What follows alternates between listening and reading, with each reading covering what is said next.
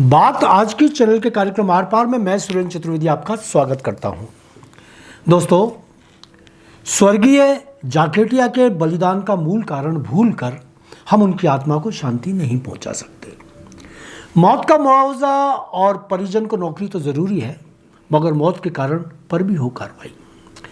हत्यारे डीजे वाले थे, पर हत्या डीजे ने करवाई। तीर्थराज पुष्कर के वकील पुरुषोत्तम जाखेटिया की हत्या से उपजा आक्रोश अब सड़कों पर उतर आया है। हत्या के विरोध में न केवल वकील बल्कि सकल समाज सड़कों पर है। अजमेर, ब्यावर और पुष्कर पूर्णतया बंद रहे।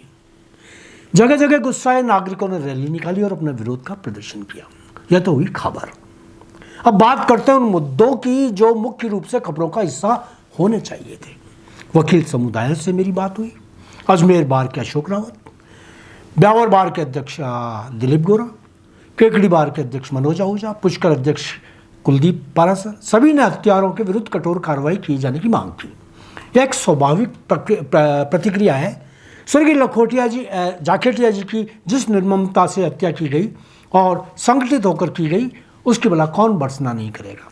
मगर कुछ सवाल हैं जिन पर हम सबको ध्यान देना चाहिए। सबसे पहली बात तो हमको यह नहीं भूलना चाहिए कि स्वर्गीय जाखेटिया जी की हत्या किस कारण से हुई, किसने की। यह बात महत्वपूर्ण हो सकती है, मगर किस कारण से हुई यह बात उससे कम महत्वपूर्ण नहीं। उनको इसलिए मारा गया कि उन्होंने देर रात कर्णभेदी आवाज में बजाए जा रहे डीजे को बंद करने का आग्रह किया।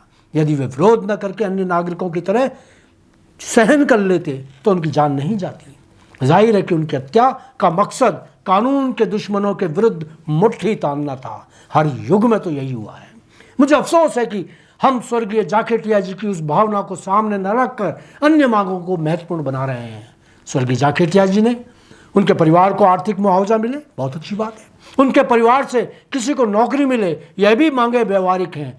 सरकार को इन जायज़ मांगों को मानना भी चाहिए। मगर मेरी आत्मा मुझसे ये पूछ रही है कि आदरणीय जाखेटिया जी ने डीजे बजाए जाने का विरोध महज इसलिए नहीं किया था कि उनके बलिदान पर यह सब मांगे मानी जाएं। मित्रों, डीजे की आवाज़ जिसे शांत करने में उनकी आवाज़ शांत हो गई, क्या उस हत्यारी आवाज़ को जिंदा रहने का कोई हक है? यदि नहीं है तो हमने अपनी मांग पत्र में अन्य मांगों के साथ डीजे पर प्रतिबंध लगाए जाने की मांग क्यों नहीं की? अखबारों में जो मांग उठाई गई उसमें डीजे पर प्रतिबंध लगाने की मांग क्यों नहीं है? सुबह मैंने अजमेर बार के अध्यक्ष अशोक रावत जी से बात की।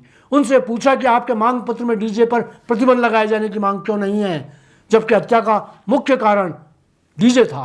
क्या यह इसलिए तो नहीं कि अधिकांश डीजे वाले जाति विशेष के लोग हैं? मुझे खुशी है कि अशोक रावत ने कहा कि वे दिल से डीजे के कारोबारियों के विरुद्ध हैं। वह चाहते हैं कि जाखेटिया जी के हत्यारों को फांसी हो। उनसे बात पर मैंने जब पूछा कि फिर आपके ज्ञापन में डीजे पर पूर्ण प्रतिबंध लगाए जाने की मांग क्यों नहीं है, रावत साहब ने सफाई दी कि जो पहला ज्ञापन डीआईजी ओम प्रकाश जी को दिया गया था उसमें तो ये मांग थी, मगर जब वह मोर्चरी में मोर्चा संभाले हुए थे तब उनके सचिव ने ज्ञापन तैयार किया। शायद वह भूल गए, हो सकता है, ह्यूमन एरर हो। मगर जब तक डीजे पर पूर्ण प्रतिबंध नहीं लगेगा तब तक स्वर्गीय जाखेटिया जी की आत्मा को शांति नहीं मिलेगी। उनका बलिदान व्यर्थ जाएगा। भले ही सरकार उनकी मौत का मुआवजा दे दे, चाहे परिवार के किसी सदस्य को नौकरी मिल जाए, पर जब तक उनकी आवाज़ शांत करने वाले की आवाज़ शांत नहीं होगी तब तक उनकी आत्मा को मोक्ष नहीं मिलेगा।